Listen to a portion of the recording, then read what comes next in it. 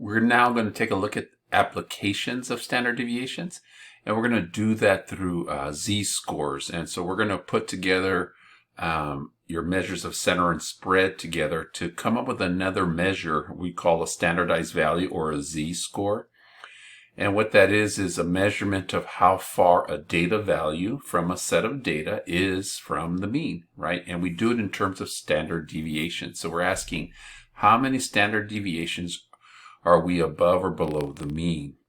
And so what we care about is really in statistics many times is asking the question, how likely, like what are the chances that the thing we just observed would happen, right? Just by chance.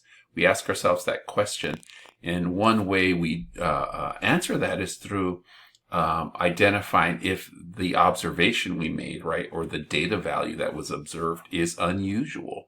And that is determined by if the value is within 2 standard deviations of the mean. That means that your z-score, right, when you do this calculation,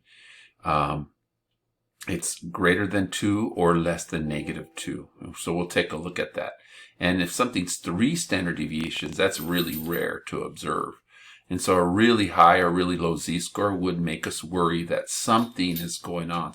We just observed something unusual, an unusual event. And so these examples show you how to calculate a standard deviation, which is pretty straightforward, right? You have this. The key thing, again, about any of this data is that what does it mean, right? The interpretation of it.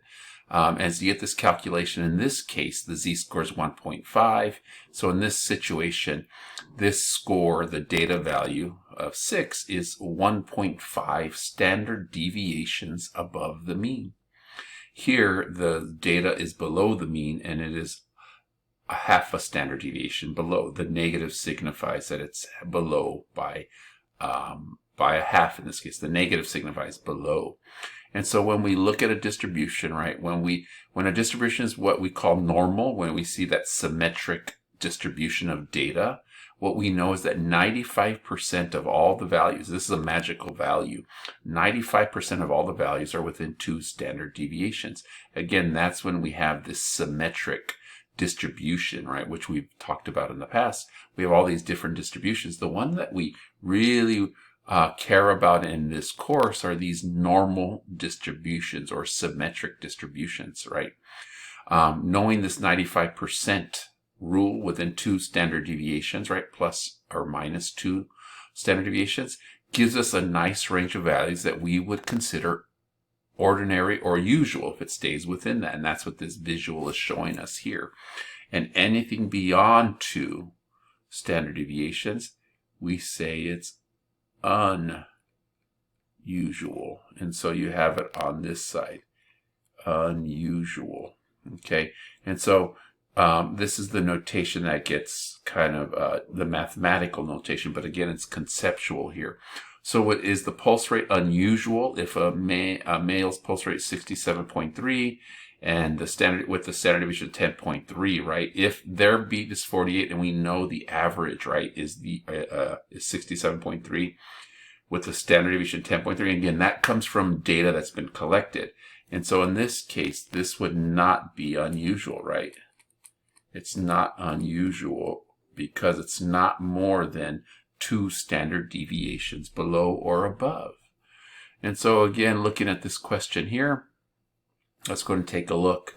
This here, we do the calculation, you get -2.18. And so in this case, is this an unusual score? The answer is yes, this is unusual. Okay? It is unusual because of this value here. It's more than 2 standard deviations below the mean. And so looking at one more question here before we end this video is comparing data sets.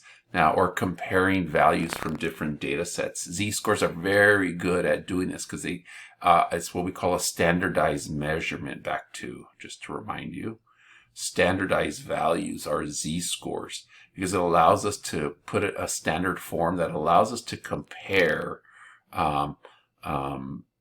performances within different data sets. So you can compare these 2 students by calculating z-scores, And then you can see that John had the higher GPA compared to his school. They had two different ways of doing GPAs.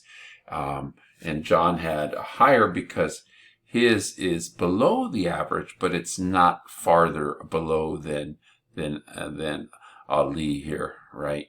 He's negative 0.3. It's a bigger number. It means he's farther away from the mean and so forth.